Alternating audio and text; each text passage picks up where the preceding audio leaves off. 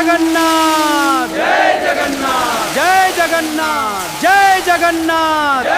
জয় জগন্নাথ। নমস্কার। বছরের একটা নির্দিষ্ট দিনে কোটি কোটি ভক্তের ভগবান স্বয়ং জগন্নাথ দেব মন্দির থেকে বাইরে বেরিয়ে আসেন, কিন্তু কেন? কোনো সাধারণ উৎসবের জন্য নয়, বরং এমন এক স্নানযাত্রা যার পর স্বয়ং ভগবানও অসুস্থ হয়ে পড়েন। হ্যাঁ, আপনি ঠিক শুনেছেন, টানা 15 দিন তিনি কোনো ভক্তকে দেখা দেন না। বন্ধ থাকে মন্দিরের গর্ভগৃহের দরজা।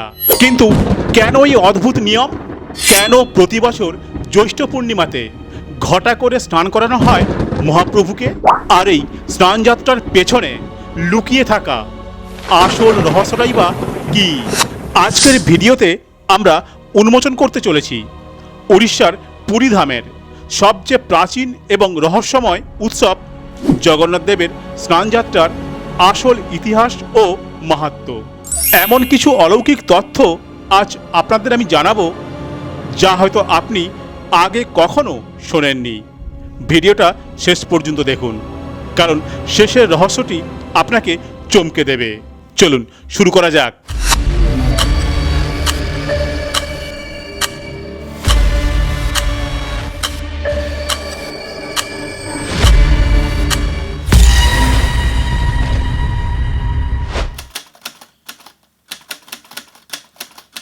ইতিহাস ঘাঁটলে জানা যায়, এই স্নানযাত্রা কোনো সাধারণ প্রথা নয়। এটি স্বয়ং জগন্নাথ দেবের জন্মদিনের উৎসব।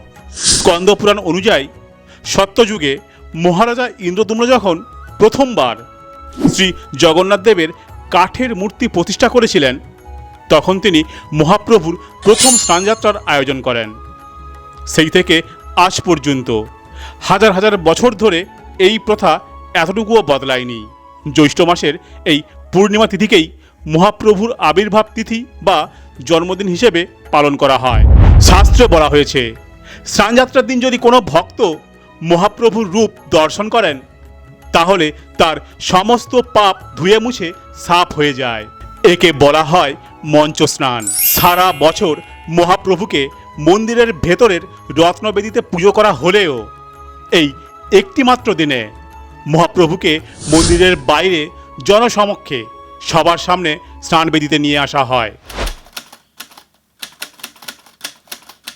কিন্তু এই স্নান করানো কি এতই সহজ? একদমই নয়।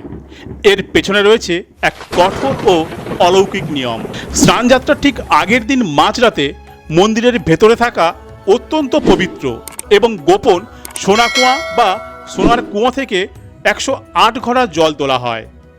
সারা বছর এই কুয়ো বন্ধ থাকে, শুধু এই একটি দিনের জন্য এই কুয়ো খোলা হয়। চমকপ্রদ তথ্য হলো, এই 108 ঘড়া জল কিন্তু কোনো সাধারণ জল নয়। জল তোলার পর তাতে মেশানো হয় খাঁটি সোনা, কর্পূর, চন্দন আর সুগন্ধি ফুল। এরপর অত্যন্ত সুরক্ষায় সেবায়েতরা রেশমি কাপড়ে মুখ বেঁধে সেই জল নিয়ে আসেন মন্দিরে। শাস্ত্রীয় নিয়ম মেনে জগন্নাথ দেবের জন্য 35 ঘড়া, বলভদ্র দেবের জন্য 33 ঘড়া, দেবী সুভদ্রার জন্য 22 ঘড়া এবং সুদর্শন চক্রের জন্য 18 ঘড়া জল ব্যবহার করা হয়। এই মন্ত্রপুত জল দিয়ে যখন 3 বিগ্রহকে স্নান করানো হয়, তখন চারিদিকের পরিবেশ ভক্তি আর এক অদ্ভুত ঐশ্বরিক শক্তিতে ভরে ওঠে। স্নানের ঠিক পরেই ঘটে এই উৎসবের সবচেয়ে বড় অলৌকিক ঘটনা।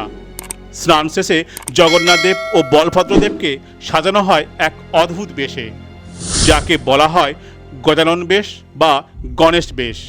বিষ্ণুর অবতার জগন্নাথ কেন হঠাৎ গণেশ রূপ ধারণ করেন? এর পেছনে রয়েছে এক টান টান ঐতিহাসিক গল্প।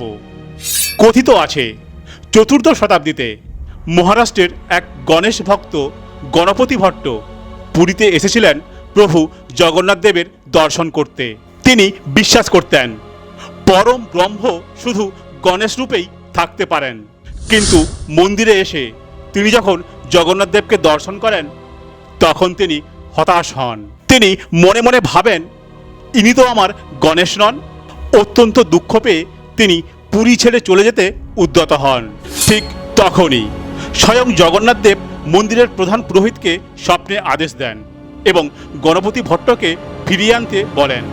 গণপতি ভট্ট যখন আবার স্নানমণ্ডপে ফিরে আসেন তখন তিনি অবাক হয়ে দেখেন স্নানের পর স্বয়ং জগন্নাথ ও বলভদ্রদেব হাতির মুখ পরিধান করে স্বয়ং বিঘ্নহর্তা গণেশ রূপে তার সামনে দাঁড়িয়ে আছেন। ভক্তের মান রাখতে ভগবানের এই লীলা আজও প্রতি বছর স্নানযাত্রার দিন গজানন বেশ হিসেবে ধুমধাম করে পালন করা হয়। কিন্তু এই আনন্দের পরেই নেমে আসে এক অদ্ভুত নীরবতা। এত জল দিয়ে স্নান করার পর ঠিক মানুষের মতোই স্বয়ং জগন্নাথ দেব, বলভদ্র এবং সুভদ্রা দেবী প্রচণ্ড জ্বরে আক্রান্ত হন। হ্যাঁ, ঠিকই শুনেছেন, একে বলা হয় অনবসর বা অনাদিল কাল। স্নানযাত্রার পরদিন থেকে টানা 15 দিন মন্দিরের প্রধান দরজা ভক্তদের জন্য সম্পূর্ণ বন্ধ করে দেয়া হয়।